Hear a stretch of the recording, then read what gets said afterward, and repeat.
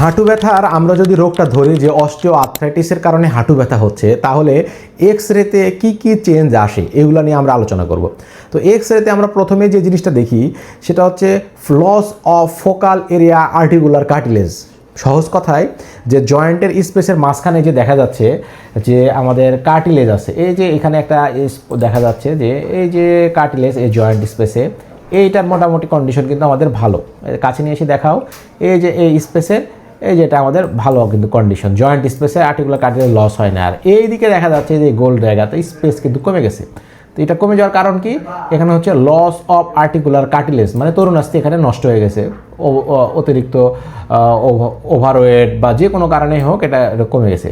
2 নম্বরে একটা পয়েন্ট আসে যেটা হচ্ছে বনি growth at the level of joint margin.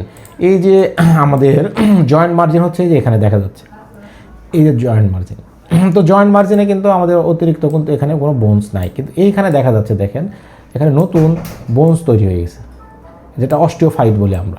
এই অস্টিওফাইটগুলা এখানে বলা হচ্ছে যে ওভার গ্রোথ হচ্ছে। আর 3 নম্বরে একটা কথা বলা হয় সেটা হচ্ছে স্ক্লেরোসিস। স্ক্লেরোসিসটা আমরা এক্স রেতে দেখি।